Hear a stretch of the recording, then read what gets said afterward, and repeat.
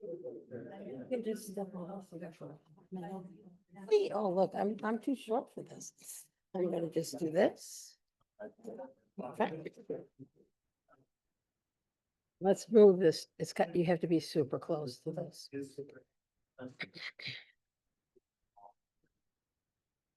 Let's see. This right here? No, it's got, I mean, it's, you have to be like this. Well, it's Oh, not. really? Let's see. My voice is pretty loud. Okay, We can move it closer though. okay. Here, we can, move here. Yeah, good, perfect. Good morning. Oh, good afternoon. Is it on? Yeah. Can you hear me? Can you hear me? All right, so you have to be right on it, Okay. or I'll go turn it up. Anyway, a few announcements, few housekeeping. It's almost Sukkot. Thank you for everyone who came to Yom Kippur. And tomorrow night is Erev Sukkot, and we're gonna do something in the sukkah at 7 o'clock and shake the lulav, smell the etrog, and then Rabbi Moffick has a class at 7:15 on Judaism and political violence. So unfortunately, we've seen a lot of political violence. I'll say that. And then our next Sunday, a week from today, is the Sukkah open house at Rabbi Sarada's. If you don't have his address, call the office because we don't put that online. And then on the 19th is Billy Joel, The Life of the Piano Man, 3 p.m., Cantor J. O'Brien and Susan Benjamin. If you're coming, and you should, because I cannot, I can't tell you 100% that the streaming will work. That's all I'll say. But now, without any further ado, the Torah road trip. Actually, Bob, can you just read this? Because, thank you. Bob Zitter, head of adult enrichment. What am I reading? What's that? Oh. I can read English. That's good.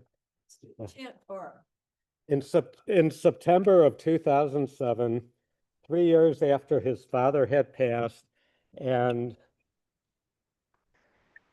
just before the Jewish high holidays, Bruce Levin got a call from above. It was from his mother.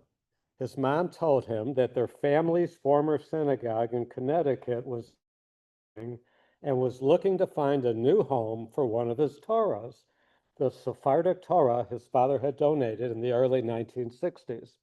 This was an opportunity Bruce couldn't pass up. He met with the rabbi from Northbrook, Bethel, is that right? Correct. Just outside of Chicago, who with open arms agreed to adopt this Torah and offered to build a special ark for it. After learning of the many restrictions involved in handling and shipping a Torah imposed by the Jewish Code of Law, Bruce ended up flying to Connecticut, renting a Chevy Blazer SUV dubbed the Torah Blazer, and driving it halfway across the country to its new home. Lo and behold, he embarked upon a Torah road trip. This light-hearted story of Bruce's two-story journey transporting these secret scrolls makes for quite a fun, unforgettable ride. This adventure brings to life the story of his father, Abraham, whose character strikes a close resemblance to a fellow in the Torah by the same name. It features his father's memoirs and their relationship together, and along with some valuable learnings from the Torah itself, reveals some of the secrets of what it takes to be a good father. Thank you, Bob. Bruce Levin. And we'll have to carry We'll have plenty of time to buy books, and Bruce will sign them. And I love your quote at the beginning of the book, and maybe you can read it, but Abraham calls and Isaac says, Hebrew, Hineni, who's here? And we are Hineni, Bruce, we're ready. Okay, nice introduction there. Hi, everybody. It's a pleasure and honor to be here with you. actually still a little thunder from what I'm going to talk about, so I might repeat it a little bit. But it's great. First of all, I want to thank Macomb Solel Lakeside for inviting me to participate in your adult enrichment program and talk about my book, The Torah Road Trip, which is based on a true story. Yeah, oh, you can't. Okay. Yeah. Yeah, let me see. Okay. Is this is this on? Pull the stand to the rear. The stand? No, Oh, the microphone stand, yeah. Yeah, that's what it's, I turned it up. oh, okay. How's this? Okay. Is that too much? No. All right. And I want to thank all of you very much for coming today. I'm competing against the football games and the really nice weather, so it's tough competition. But letting me share a little bit about my journey and story with you. It's only fitting that we're discussing a book about the Torah today, specifically at this time of the year. As some of you may know, it's too loud. As some of you may know, as of next week on Tuesday, is that good? The level? Oh, okay. All right. Sorry. Some of you may know, as of next week, starting the evening of next Tuesday, we celebrate Simchat Torah, which means the joy or rejoicing of the Torah, commemorating the completion of the annual reading cycle of the Torah and the start of a new one. So it's good timing to talk about a Torah-related story at this time of the year.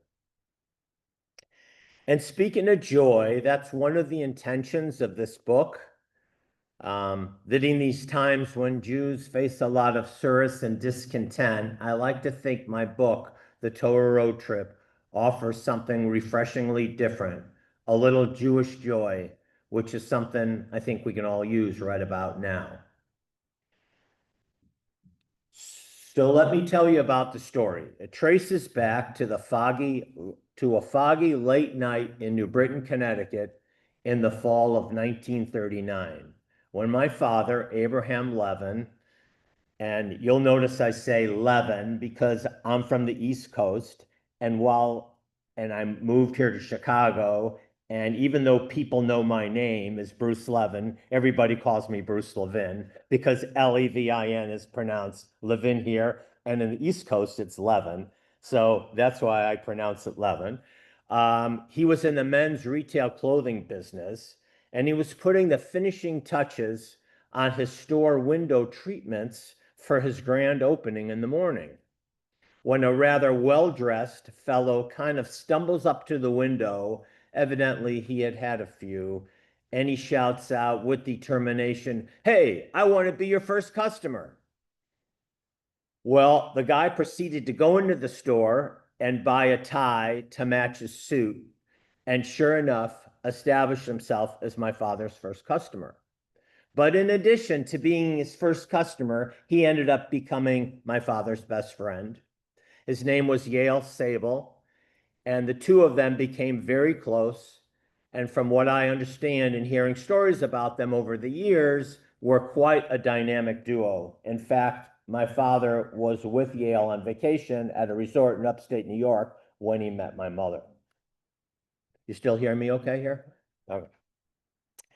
But his friend Yale suffered from some type of mysterious skin disease that was so debilitating at the time that they called it the oi oi oi disease, for which at the time they didn't have any answers for as to what was exactly going on and how to treat it. Today, if he had that same skin disease, I'm sure they would have cleared it up.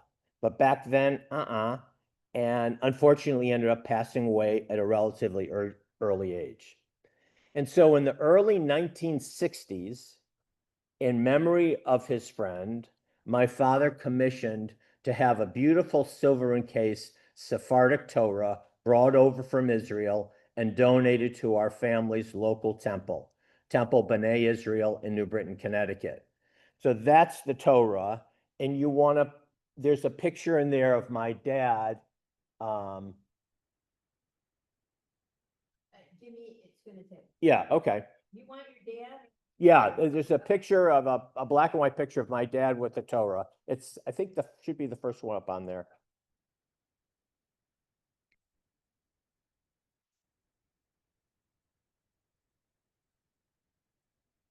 If not, I can try to get it. No. Oh, that's the bar mitzvah. Oh, Uh,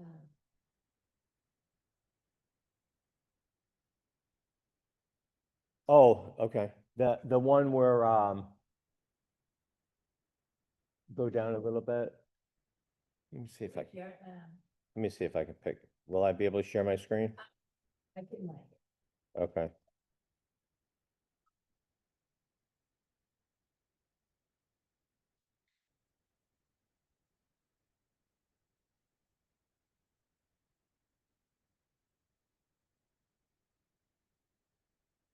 Oh, yeah, host disabled screen sharing your Yeah, okay, there it is. Okay.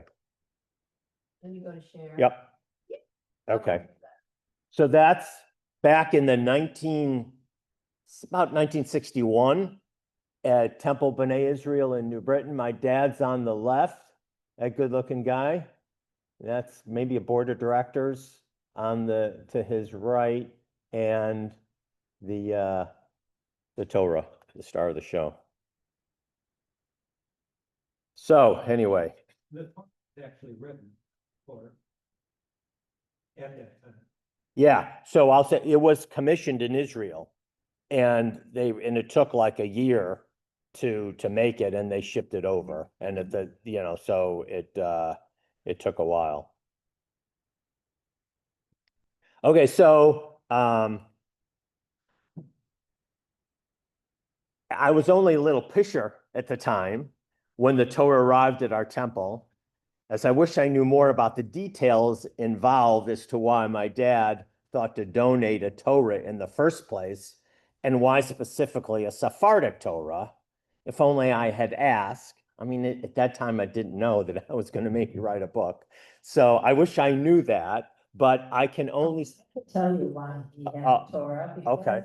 The synagogue said, oh, we could use the Torah. That could be. So, That- plenty, but if you want to donate something, I have a list of things. That could be.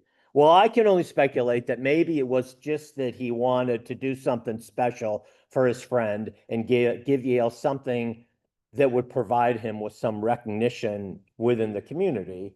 And, given that at that time, I imagine the temple was really a key foundation and social network within the community. So this donation would indeed provide his friend Yale with that type of recognition. Or perhaps since Yale wasn't married and didn't have any kids, having a Torah named in his honor would help preserve and transcend his name down to future generations, Lador Vador. That might also have been a reason. And as far as why a Sephardic Torah, I don't know for sure, but I'm assuming that it was maybe because Yale was Sephardic. And so I deduced that. But of course, I do remember growing up with this Torah. Every time I would attend services at Temple B'nai Israel, I would see this magnificent Torah right shining in the center of the ark, and would feel a sense of pride in knowing that my father and our family was linked to it. And this Torah was brought out only on special occasions. I myself, because there's like usually, I don't know how it is at Solel, but at Bethel, where I'm a member, there's like 3 or 4 Torahs in the main ark. And this was kind of in the middle. They didn't take it out that much except for special occasions, one of which was my bar mitzvah back 60 years ago. I can't believe it. Going back to 1965. So anyway, to digress a little bit from the story, this is kind of interesting. The differences between an Ashkenazi Torah, which most of you are familiar with, and a Sephardic Torah are that one, first of all, it's encased in a decorative, hard, upright shell. In this case, it's sterling silver, but it could be really any type of metal or even wood. Whereas the Ashkenazi, as you know, is covered with kind of a fabric mantle, often velvet with embroidery. And the reason the Sephardic Torah is placed in this kind of hard upright case, which incidentally is called a teak, spelled T-I-K. That's what the shell is called. It stems from the fact that it's influenced from Middle Eastern traditions where Torah scrolls were kept in protective cases to protect the parchment from heat and humidity. So that's the derivation of that. And I'm gonna be right back. I just want to do one thing. So this is what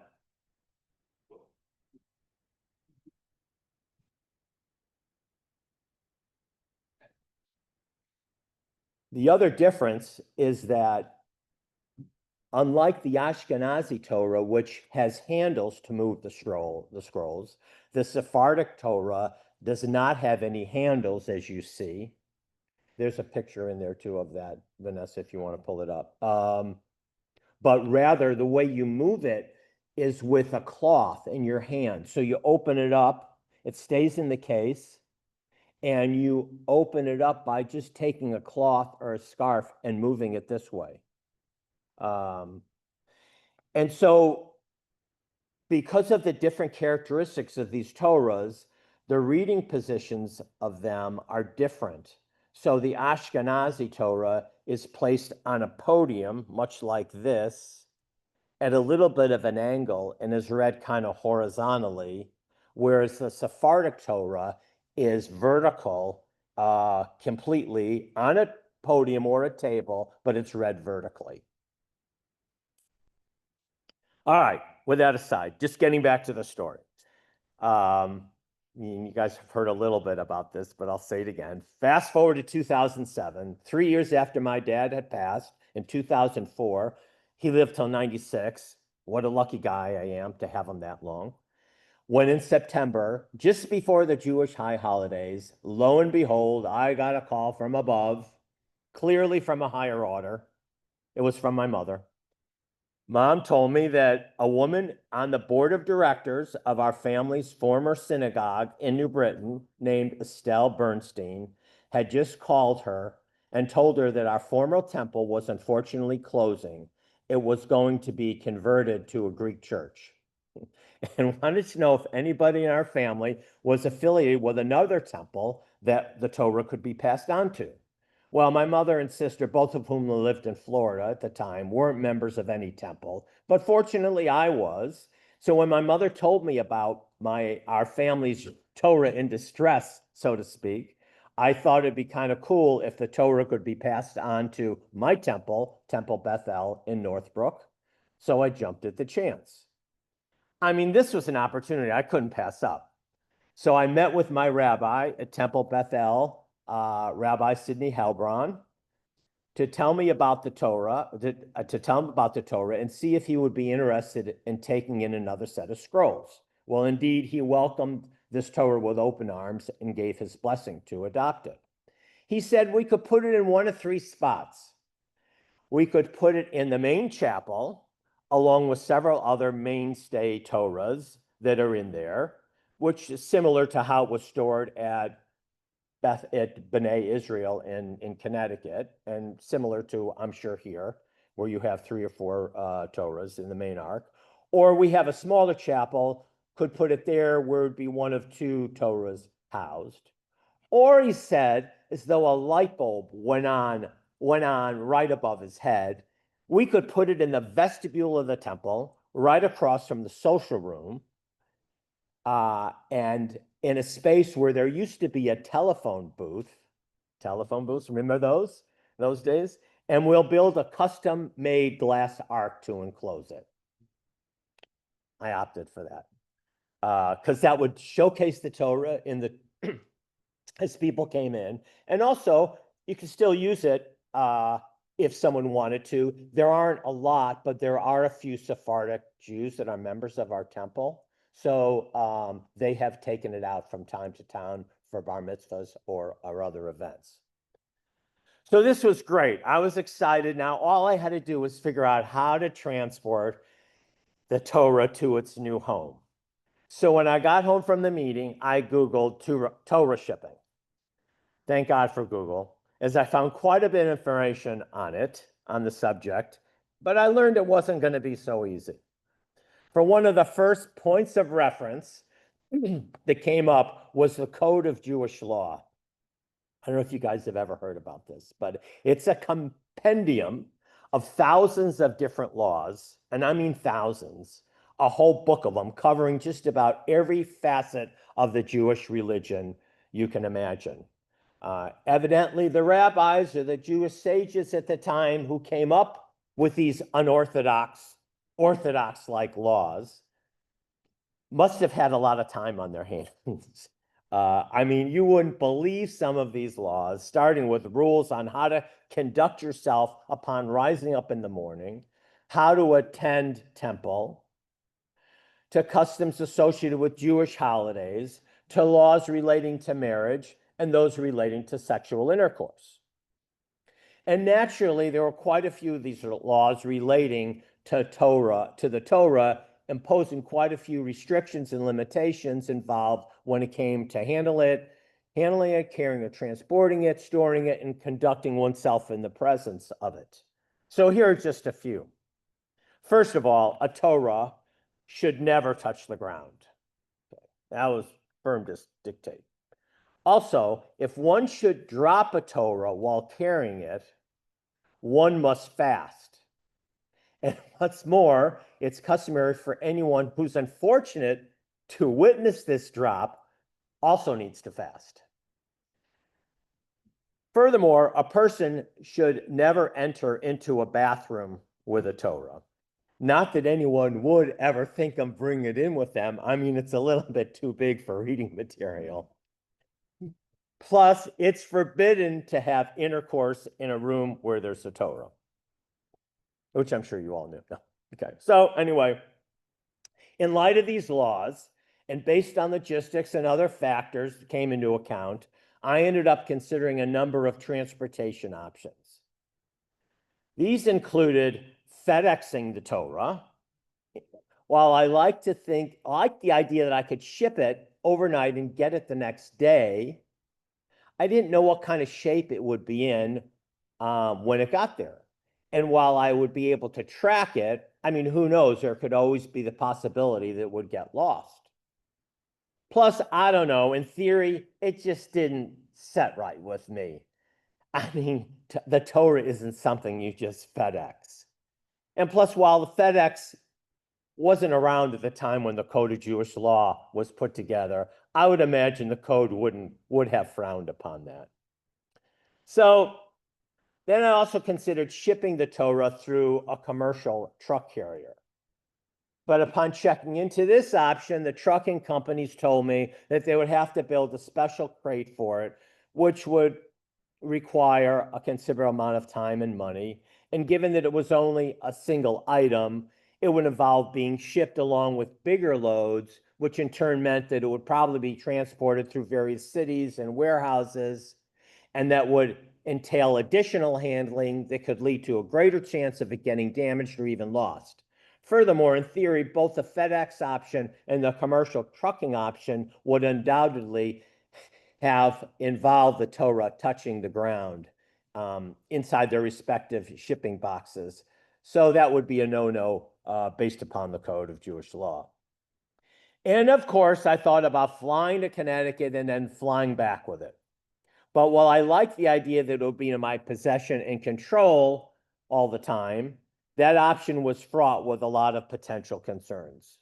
For if I checked it in as though it was a piece of luggage, again, it could get bounced around in the baggage compartment and perhaps get damaged.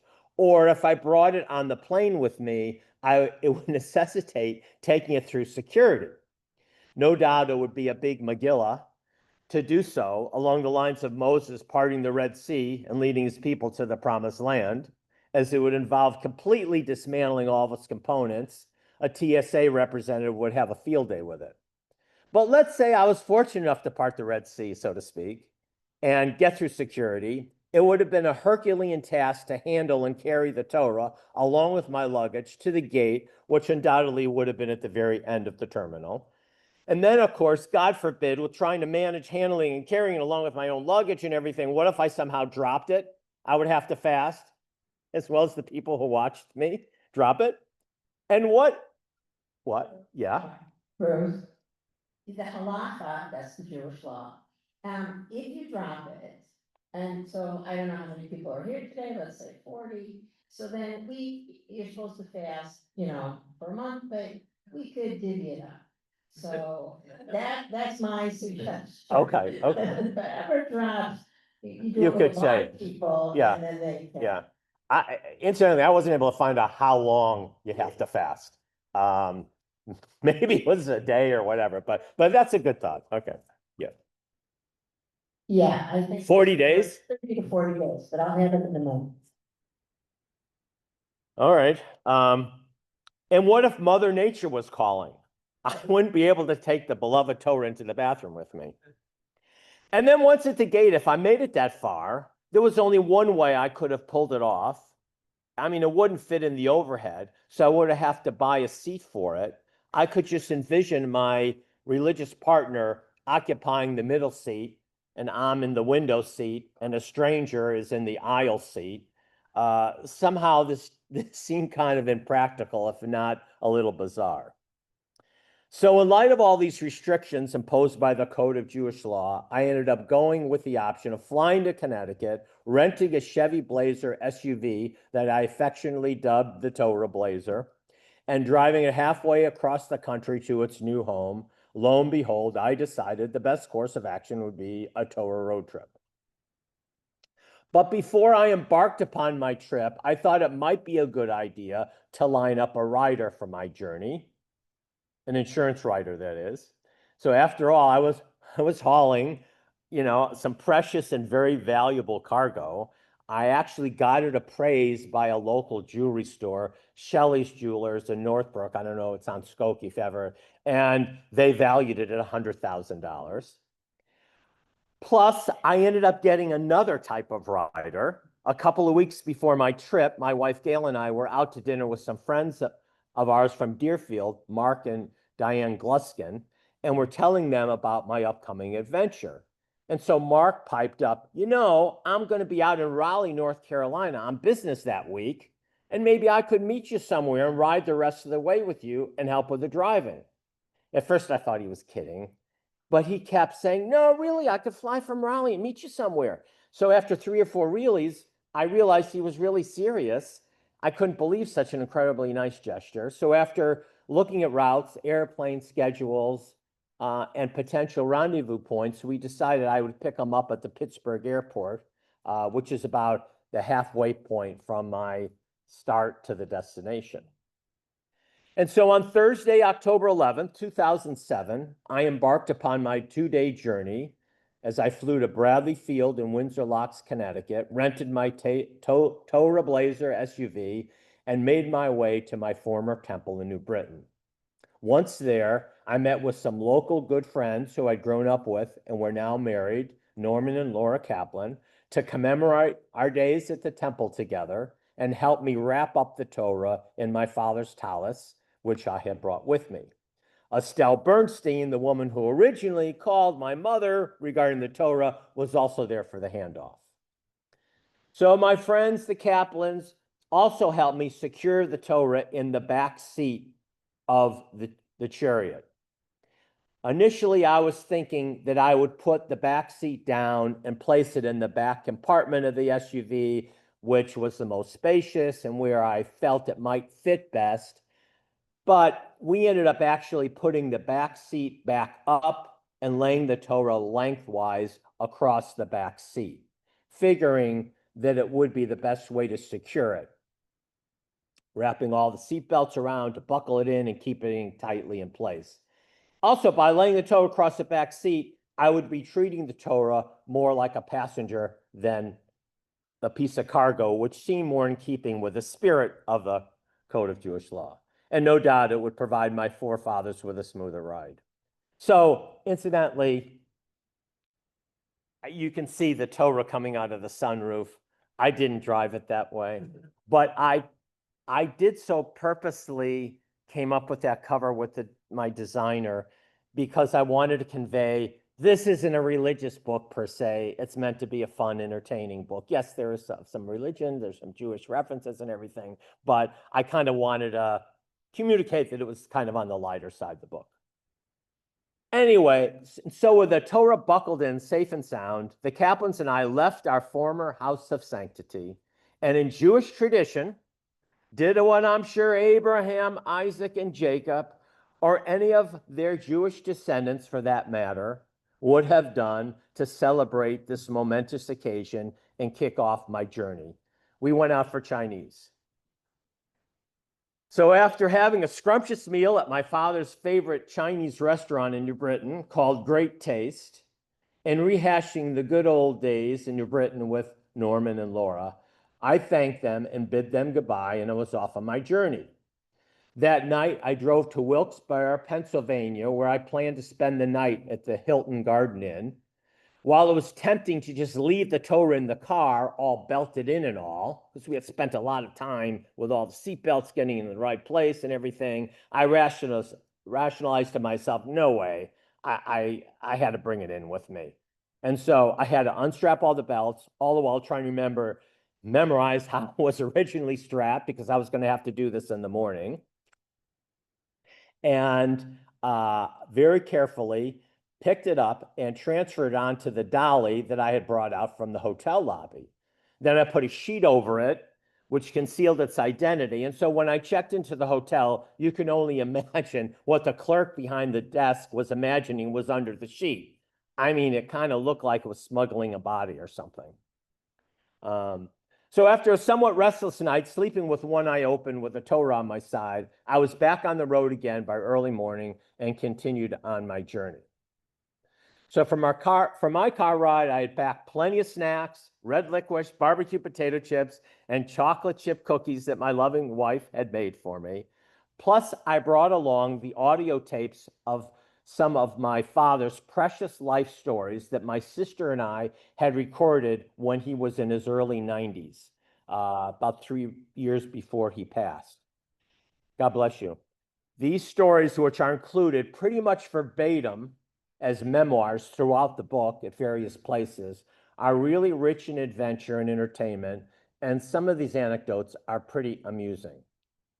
For instance, just after my father graduated high school in Waterbury, Connecticut, at the ripe old young age of 18 years old, without a job in hand, he ventured down to Miami, Florida, with a friend of his, a guy named Leo Blumen, to find fortune in the land of opportunity, as Florida was really booming at the time. I mean, this guy had never been out of probably Waterbury, and he goes to Florida when he's 18.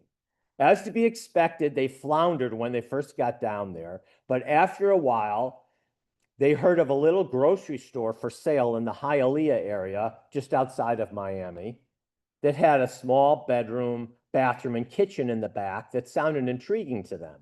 And so, sure enough, despite neither one of them having any grocery experience, they ended up taking whatever savings they had and buying the place. Learning the grocery business as they went along, they actually did pretty well, especially in the evening, as their biggest customers were the nearby brothels in the area. But after a while, Leo's brother-in-law passed away, and upon his sister's request, was summoned back to Connecticut to take over his deceased brother-in-law's business, leaving my father to run the place himself. But now, as the sole proprietor of the store, he found it kind of taxing and challenging to stay open until late at night to service the brothels, primarily because it took him away from participating in some of his favorite pastimes, which were going to the racetrack and playing cards. So, meanwhile, he had a customer who owned a dry cleaning store, and he ended up striking a deal with this guy, the dry cleaner, to simply trade stores with each other, even Steven. And so my father went from being in the grocery business to become a dry cleaner, yet another industry he knew nothing about, certainly showing his flair for adventure and entrepreneurship. So that was the first time he was in the dry cleaning business, but that wasn't the only time. A couple of years later, he found himself in the dry cleaning business again when he went back to Connecticut, where one of the many jobs he had when he went back was this small family-owned high-end dry cleaners that specialized in serving wealthy customers. As he described it, and I quote, "It was unbelievable. I used to drive up to these extravagant estates in Connecticut, and a butler would answer the door, invite me in, and escort me upstairs into these people's closets and have me go through and pick out the garments that needed dry cleaning or pressing. Some of these closets were so big that it was like the size of regular rooms. I mean, you can imagine going into these closets and you can't imagine picking into these closets and picking out whatever clothes you felt needed cleaning and pressing, whether it was long evening gowns, men's suits, fedoras, they were all there for the picking. It was like a kid in a candy store. Well, I don't have to tell you, it was a pretty good gig and things are going pretty well. But unfortunately, there was just kind of one little wrinkle. The owner had a daughter, nice enough gal, but not really a looker per se, whom he was trying to marry off, and I was the number one prospect. So I endured the situation for a while, but eventually I couldn't take it anymore. It was getting kind of awkward and embarrassing for me, so I had to move on. So there are a bunch of lifelong stories in the book, his lifelong stories, that we're very fortunate as a family to have. And they're in the book at various places and as memoirs and pretty much verbatim coming off of the tape. So I was very fortunate to have these, and they worked really out well with the book. So I'm not going to go into the details of what happens on the ride, but suffice it to say, the Torah road trip blends my physical journey with a spiritual one. Woven throughout are reflections of my father Abraham, whose character strikingly resembles his biblical namesake, and with some valuable learnings from the Torah itself, reveals the secrets of what it takes to be a dedicated father. And sure enough, towards the end of that second day on the road, I stopped at the Pittsburgh airport to pick up Mark Luskin, and the two of us drove the Torah the rest of the way, stopping at the Olive Garden in Toledo for dinner, as covered in one of my chapters entitled Holy Toledo. I couldn't resist that. And then finally pulling into Deerfield with the Torah at about midnight to cap off my 2-day journey. Once in Deerfield, I brought the Torah into my house for the weekend before bringing it to its new temple. During the time it was in our house, my wife Gail and her good friend Susan Reingold took on the arduous task of cleaning and polishing up the Torah, as during its 45 plus years in its original temple back in Connecticut, it had accumulated a lot of grime and tarnish. But the two ladies were devout in their efforts, bless their souls, attending to every nook and cranny of the silver casing. Originally, the plan was to bring the cleaned up, polished Torah to the temple first thing Monday morning, but after 2 days of continuous, rigorous rubbing and scrubbing, using a lot of elbow grease, Gail and Susan still had a ways to go. So on Monday, I called our rabbi to let him know we were still in the throes of polishing it up, and if it would be okay to keep it for a few more days so we could bring it to its true shine. Also, I had to admit it was kind of comforting to have a Torah in our house, as perhaps subconsciously I wanted to prolong its stay. I thought of it as providing a protective halo over our home, and I was hoping just by its presence in our house, the Torah would continue to bring good luck and good fortunes to us Levins, or Levins, as they say here. So a few days later, I indeed transferred it over to Temple Bethel, where it has resided in the glass ark in the temple's vestibule for the last 17 years. And in fact, in May of 2008, we held a special dedication service for it and officially placed it in its new home. That's one of the pictures in there too. It's in the glass ark. There you go. Oh, wait. Yeah. Yep, that's it. That's it. Yeah, at first when it's in there, they put a little picture of in the corner of my father back in the 60s doing it. But it says Lador Vador up on the top. and there's a little plaque next to it. That's really cool. And since then, it's been used by Sephardic members of the temple for their bar mitzvahs and other simchas. And like I did back in 1965, my son Mac read from it during his bar mitzvah in 2009, Lador Vador, from one generation to another, and that's in there too. It's another picture. Yeah, there he is. There's me in the back, and there's Mac and Rabbi Helbron. So akin to Billy Crystal's book, 700 Sundays, there's also a play. I don't know if anybody read or saw it. The Torah Road Trip is intended as an uplifting, funny, and heartfelt read.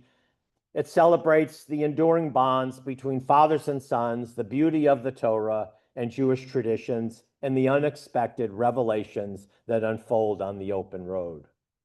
And don't be surprised if you uncover an interesting thing or two about the Jewish faith that you didn't know before. I know I did. So for instance, if you recall, going back to the differences between the two types of Torahs, where the Ashkenazi Torah is read horizontally at a slight angle, and the Sephardic is upright.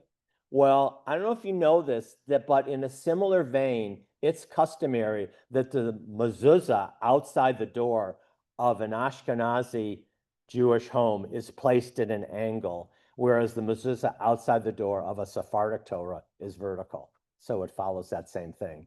And I was really proud of myself because I was very lucky. The rabbi read this book as a draft. So nice of him to do, because I wanted him to read it to make sure all my Jewish references were kosher. And he did not know this. So I taught him something. So in conclusion, you guys have been great for listening.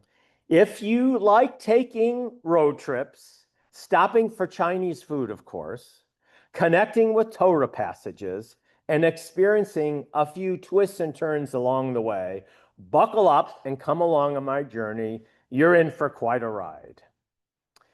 So, thank you. We can take some Yeah. questions now, just right about over here. Quickly, ours is on Ashkenazi is on the side because that was a dispute between Rabbi Hillel and Rabbi Shammai, and they one said up, one said like perpendicular, and so they put it on the side. And it's it looks really beautiful, and I've been to Bethel, and I'm gonna have to go look for that Torah. Okay, Bob. This isn't a question, but we had one that looked very similar to this Okay. in a glass case in Homewood Flossmore Temple.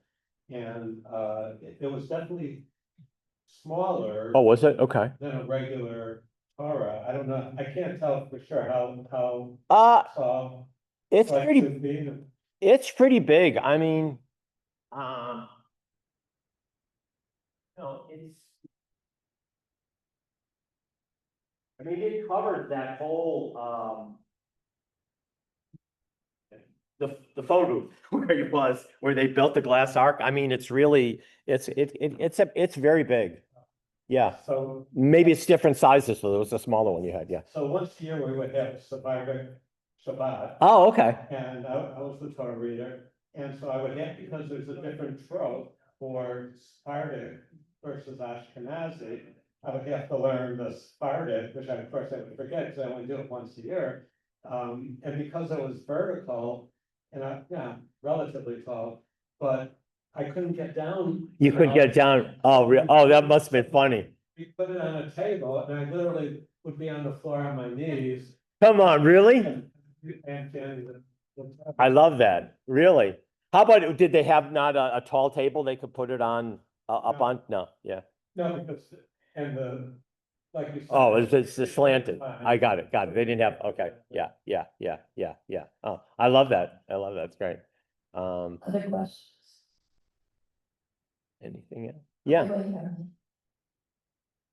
This is the cardiac part of the form. So it's been, you said that for a while, and somebody published periodically. It's a great question. because actually we're having a book launch at the temple on October 21st. Because it's a formal book launch. So it's a logical place to do it because the Torah resides there. So my wife went in there to check it out. And she said, because it's in the case, it doesn't come out. It's pretty good and it doesn't need it. But you'd think it would be a little bit, but it's still looking pretty good. But it's a great question. Yeah. I feel the answer to this. Where was it written? It was written in Israel. How did it get to Connecticut? I don't think he went through it. I don't think he went through the same options I did. I think it was on a boat that must have docked in New York, and then they had a truck bring it up to Connecticut, which is only a couple of hours. So yeah, I'm presuming. Right. Yeah. A lot of our tours come from Israel, and what people do is buy a ticket for the Torah and then put it in the seat next to them. Oh, Buckle it in. yeah. So. Which I could have done. You could have done it. Jim, and then. Maybe you just answered this, I'm not even sure. The only Torah that I can recall being bestowed to our congregations, and we got 5 of them there, so it's happened other times, but is the Rutland Torah, which was maybe 10 years ago or so. Okay, 15.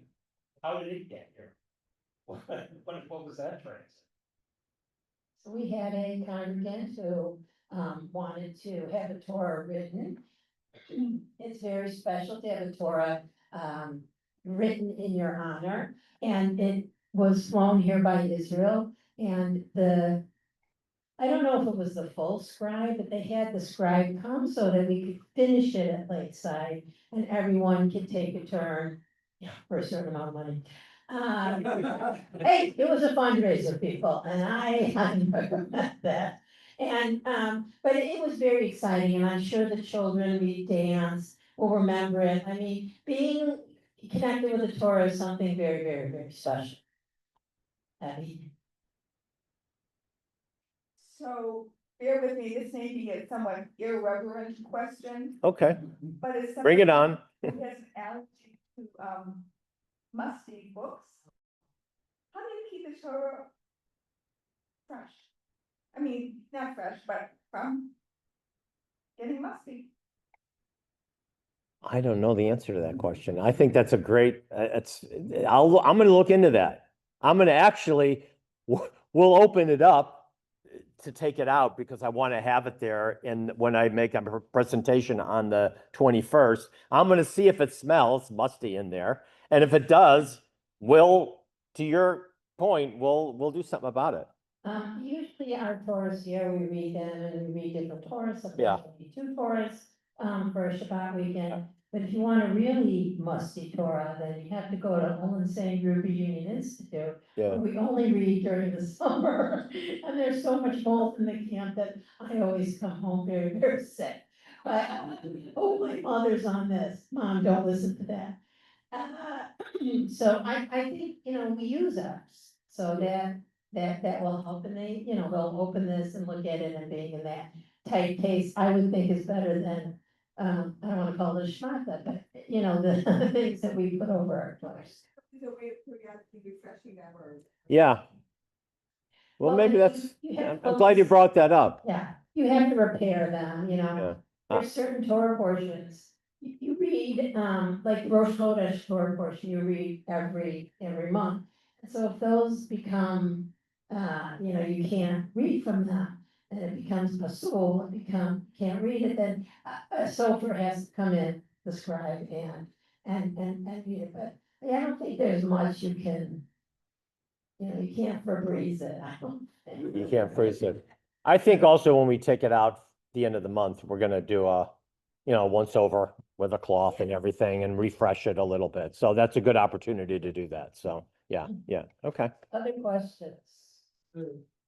Kosher Torahs and non-kosher Torahs, and actually, if we have somebody come in and look at probably our Torahs, we did that at our old temple, half of our Torahs weren't kosher.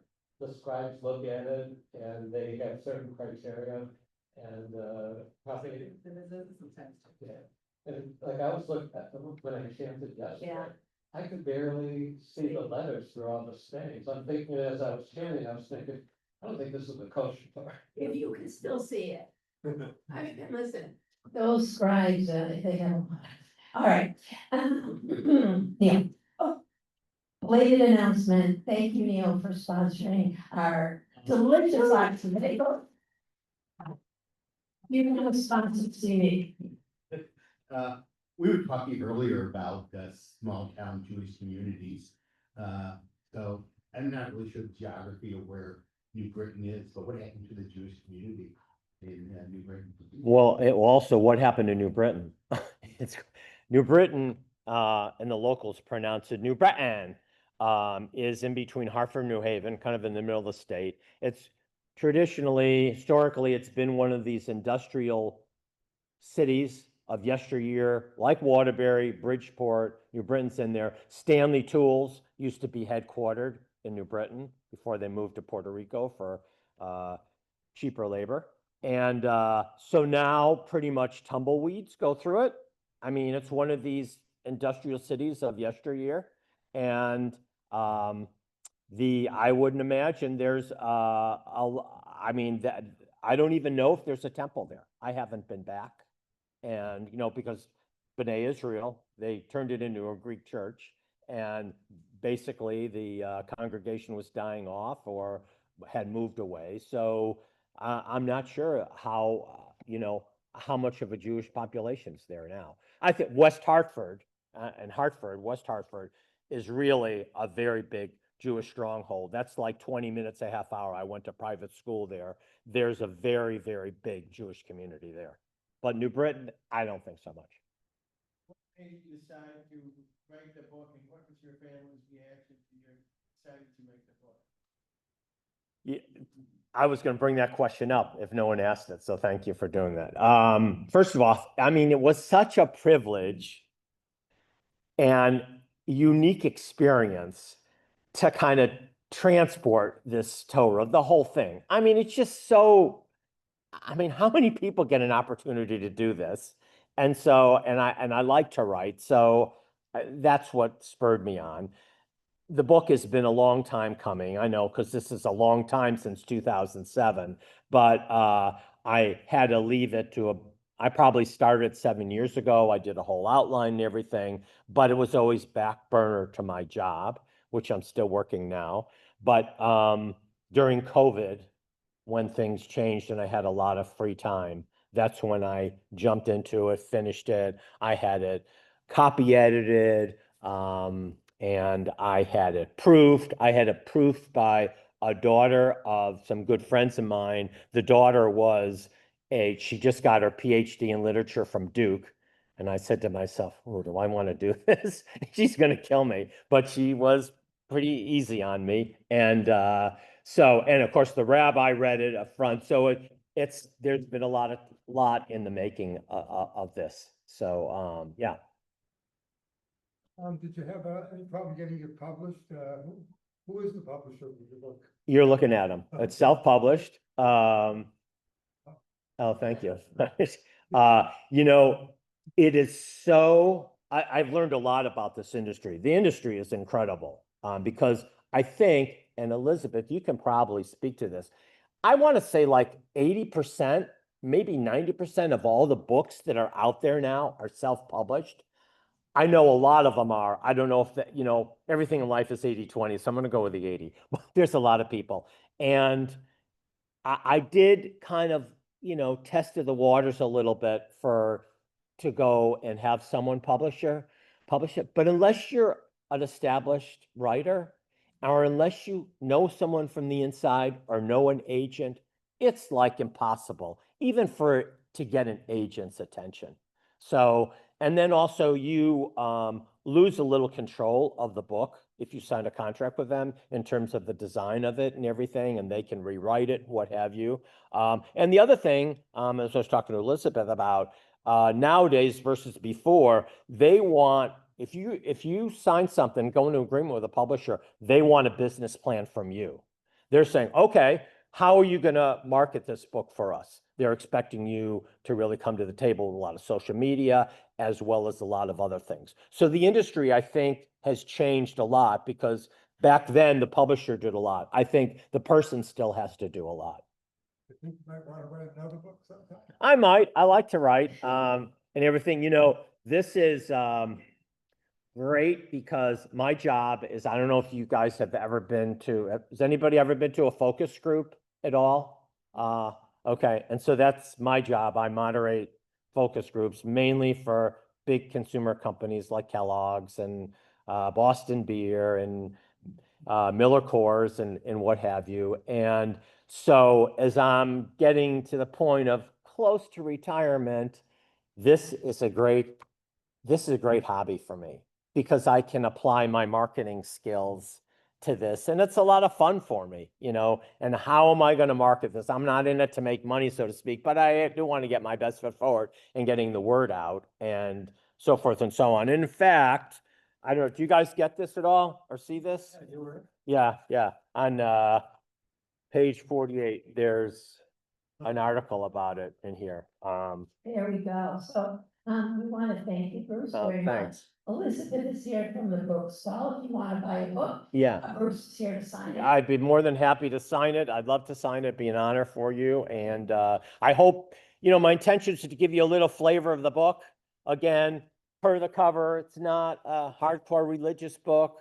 There's a lot of Jewish references in there, but it's more of an entertaining and I like to think feel good story. So thank you very much for listening to this author. And so I'll be over here and for those that are interested and